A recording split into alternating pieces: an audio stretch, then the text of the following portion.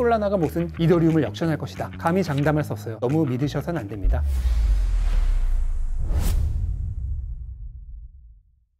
시작하기 전에 구독, 좋아요 한 번씩 눌러주시면 감사하겠습니다. 네, 안녕하세요. 촬영입니다. 네, 최근 비트코인이 1억을 돌파하면서 계속 상승세를 이어가고 있죠. 보통 비트코인이 상승하면 알트코인이 따라오르기 때문에 알트코인 전망에 대해서도 궁금하신 분들이 많이 계실 텐데요. 오늘은 알트코인에 대해 얘기를 해보도록 하겠습니다. 비트코인이 상승하고 알트코인으로 자금이 유입되는 시점을 어떻게 판단할 수 있을까요? 네, 보통 이 비트코인과 알트코인의 그 각각의 시즌이 있는데요. 비트코인 시즌은 일반적으로 비트코인이 전고점을 완전히 돌파해서 한 1개월에서 2개월 정도 될 때까지의 지점을 얘기해요. 이 동안은 다른 알트코인 대비해서 비트코인이 상대적으로 강한 시기입니다. 그래서 실제로 전체 암호화폐 시장 내에서 비트코인의 비중, 비트코인 도미넌스라고 하는데요. 이게 지금 최근 60% 넘어서까지 올랐습니다. 그 얘기는 전체 암호화폐 시장 내에서 비트코인의 시가총액이 차지하는 부분이 더 커졌다는 얘기죠. 그래서 아직까지는 비트코인 시즌으로 판단이 돼요. 그러면 알트코인이 전체 시장의 분위기가 비트코인에서 알트코인으로 넘어가는 시점이 언제냐? 대부분 비트코인이 전고점 돌파한 지 한 달에서 2달 되는 시점. 그런데 이번에 11월 초 정도에 비트코인이 전고점을 돌파를 했으니까 빠르면 한 12월 초, 느리면 내년 초 정도 돼서부터 본격적인 알트코인 시즌이 시작될 것으로 예상할 수 있겠죠. 알트코인의 적절한 매도 시점은 어떻게 파악할 수 있을까요? 네, 방금 알트코인 시즌이 아직 시작도 안 했다고 말씀을 드렸는데 시작도 하기 전에 끝을 생각한다는 게 조금 웃길 수는 있겠지만 일반적으로 알트코인은 비트코인보다 약간 반박자 정도 느리게 사이클이 시작이 돼서 또 반박자 정도 느리게 끝이 납니다. 그러한 특성을 생각했을 때 비트코인이 고점을 찍은 이후에 한 2주에서 4주 정도 되는 시점, 이 지점이 알트코인들의 고점일 것으로 예상이 되고요.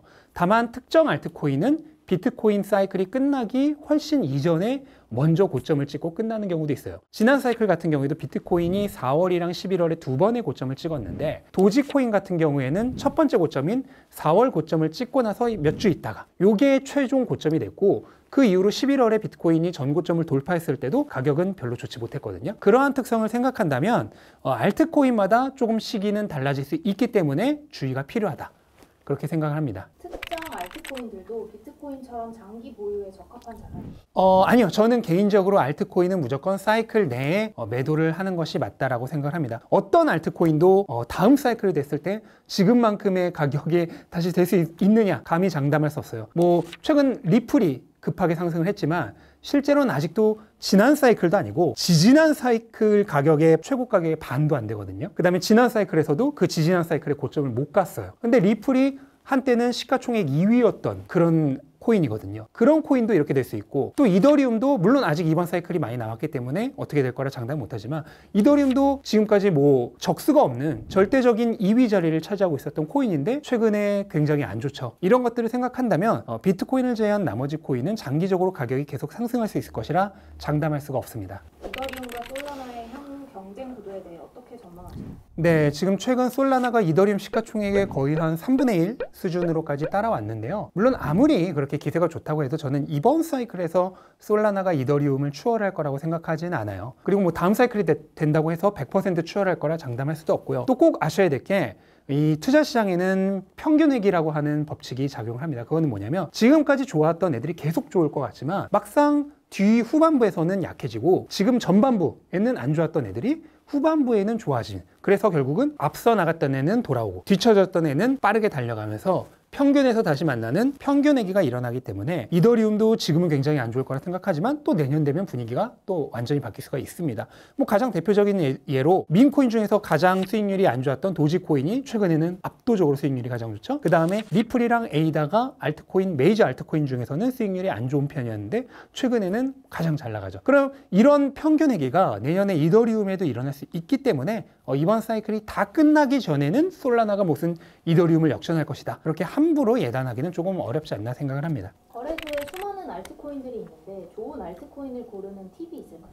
네, 알트코인은 기본적으로 비트코인의 레버리지 파생 상품이라는 개념을 반드시 알아두셔야겠고요. 그래서 뭐 엄청난 명품 알트코인 이런 걸 찾으려고 노력하지 마시고 비트코인 사이클에 같이 따라가면서 조금 더 높은 수익률을 거두기 위한 일종의 MSG 같은 첨가제로서 사용을 해야 되고, 알트코인 자체를 너무 믿으셔서는 안 됩니다. 과거에 뭐 화려한 그런 비전을 제시했던 알트코인 중에 결국은 그 비전을 이루지 못하고 사라져간 알트코인이 뭐 부지기수거든요. 지금 아무리 대단한 알트코인도 또 다음 사이클이 됐을 때는 오징어가 돼 있을 수도 있습니다. 그러니까 알트코인은 기본적으로 어떤 특정 알트코인에 너무 과도하게 집착해서 많은 비중을 싣기보다는 여러 알트코인에 최대한 분산 투자하는 게, 그래서 포트폴리오로 투자를 하는 게 안전하고요. 그 다음에 비트코인 사이클이 끝날 때 같이 매도를 해서 종료를 하는 게 안전하겠습니다. 포트폴리오 내에 알트코인의 적절한 비중은 어느 정도가 될까요? 네, 저는 아무리 공격적인 분이시라 하더라도 그래도 비트코인을 절반 이상 가져가라. 그러니까 5대5 정도가 알트코인 가져갈 때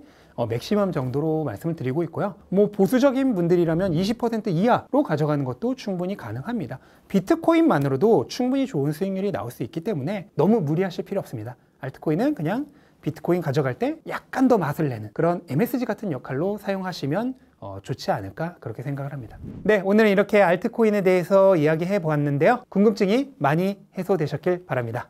감사합니다.